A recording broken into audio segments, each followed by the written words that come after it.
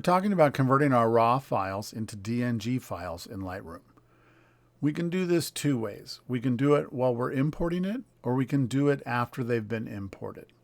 So this works with raw files. And what a DNG is, if you don't remember, is a digital negative file. It's a file format that's open source and was created by Adobe in 2004 in order to standardize raw file format so that any raw file could be used with any piece of software as long as it was DNG compliant.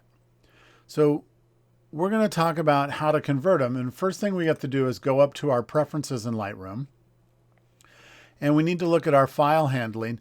And this top section up here is our DNG creation settings. We can choose to have a lowercase or uppercase file extension. We can choose the preview size for our JPEG. And remember, the larger the preview size, the larger your file size will be.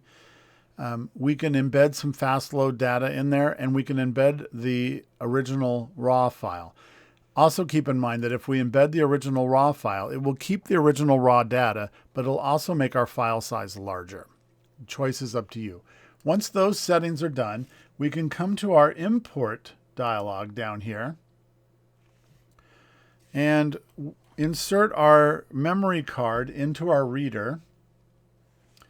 And it will come up, and then we can pick the images that we want to import. And I'm going to pick from the bottom of my card here, this sort of towards the end of my card.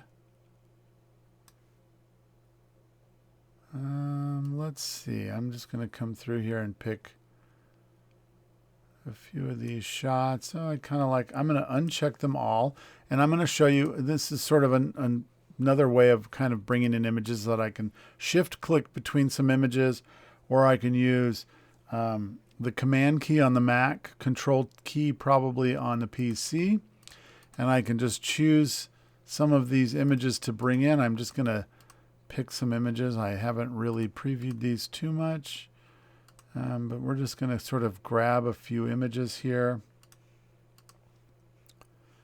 We'll bring in that one.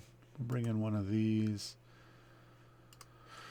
And then I'm going to check the box in the corner so that it brings in those images. It looks like I've selected about 26 photos. That's great. And then up at the top here, we would normally bring these in, or normal. What we brought these in before is we brought them in with copy, and it copied them from the card into the folder or the choice where we decided to go. This time what we're going to do is copy as DNG, and it's going to apply those settings that we just checked in the preferences, and it's going to bring in these files and then convert them into a DNG. We have all of our same choices here. I'm going to add my copyright metadata to these. I'm going to choose a different folder to put them into. So I'm going to say 2022-02-21 for these. And then I'm going to say DNG. I'm going to put a underscore there and put DNG underscore demo. And so I'm going to put them in my same folder, and they're going to be named in that same naming convention. And I'm going to say import, and it's going to bring those images in. You can see in this upper right corner or upper left corner that it's bringing those images in, and it says 2 operations in progress. It's bringing them in and converting them into DNG files. They will work just like a raw file. They will show up just like a raw file, but they are actually DNG files. So now you can see it's still working on, it has to go through quite a process to get them all converted, because it's taking that original raw data and it's packaging it up with a preview and the original raw data and creating the new DNG. So once that's done, these will be DNG files. I'm going to go back to my original folder that I imported the other day, and these are all raw files that I want to convert into DNG files.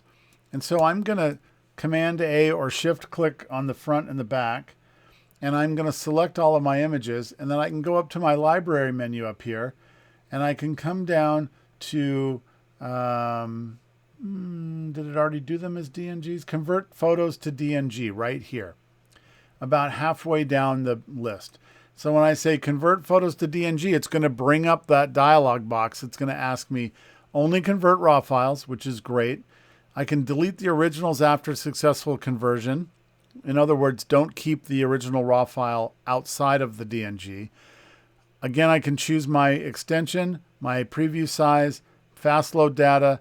I can choose when I'm converting them to use lossy compression. There's no reason I would ever use lossy compression. There's my ones that were imported are done. And I can say embed the original raw file and say OK. And then you'll see up here that it'll go through and convert my 20 photos to DNGs. So that is creating DNGs. It's just that simple. It's all done within Lightroom.